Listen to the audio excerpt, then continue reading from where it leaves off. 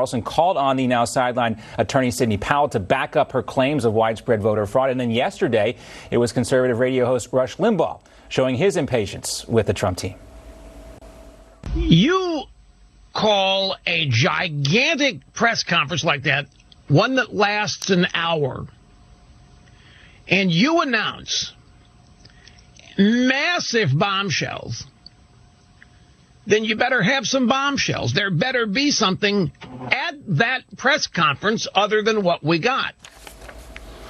All right, let's welcome in now civil rights attorney Leo Terrell, host of the Leo Terrell podcast. Also with us, former governor of Illinois and the host of the Lightning Rod podcast, Rod Blagojevich. Love that name. Great to see you, Governor. Great to see you, Leo, as well. And Leo, under my stack of papers here, I have a little fan mail for you. Just wanted to say I got a postcard from one of our reviewers. This guy sends us a lot of postcards. He said, have Leo Terrell on as often as possible. And, you know, we'll try to oblige.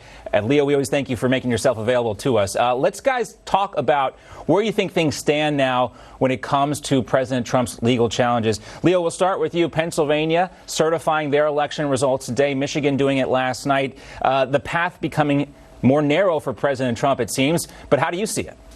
Well, I'll tell you right now how I see it. I see it as a lawyer, and I also see it as the biggest Trump supporter on the planet.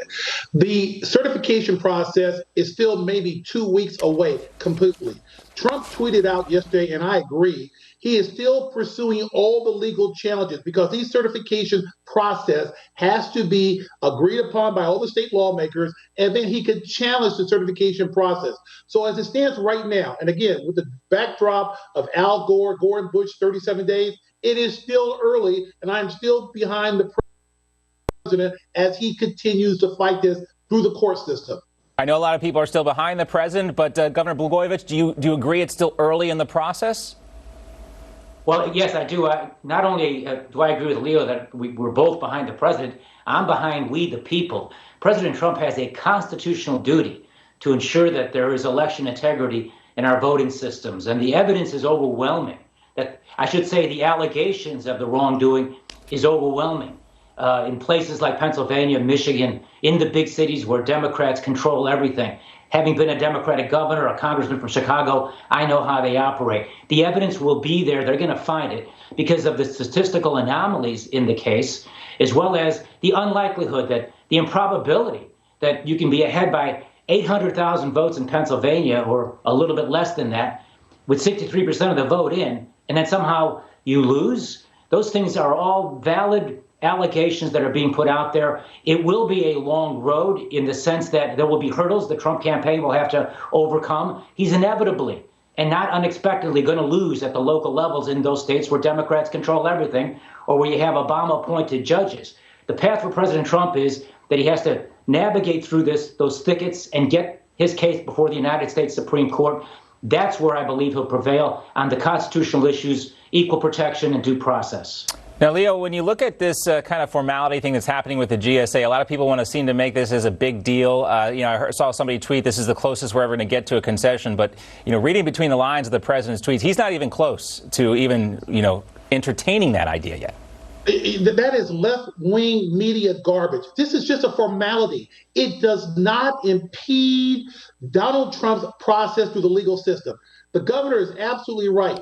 Donald Trump has an end game, John, and the end game is to get this issue up to the United States Supreme Court. And he has plenty of time to do that. And what the GS services did means nothing, does not at all impede his process through the legal system.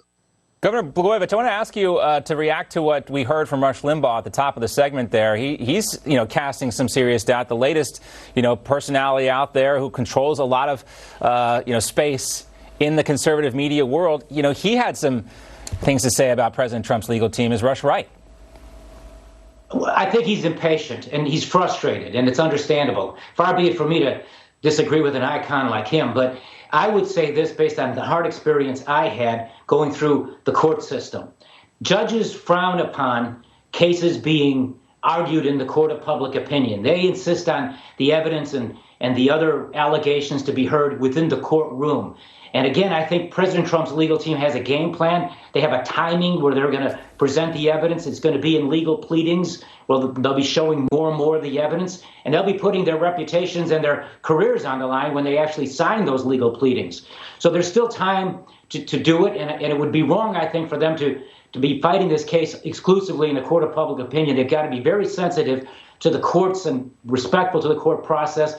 And then there's another practical problem, which is if they show their cards too soon, the corporate media that's in a conspiracy to destroy President Trump and destroy his presidency, they're trying to ratify what is, in my belief, a corrupt election.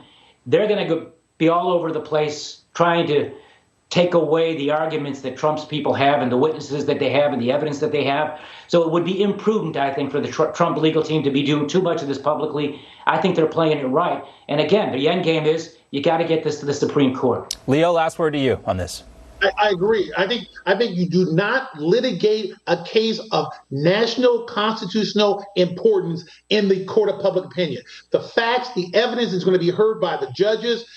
To me, the press conference last week didn't move the needle, but it does not at all, John, affect President Trump's chances to get this case before the U.S. Supreme Court. That's an important point from a lawyer's perspective. And of course, we know one side is already arguing this in the court of public opinion, but that's not the court that's going to decide the outcome here. Great to see you both. Leo and Governor Blagojevich, thanks so much.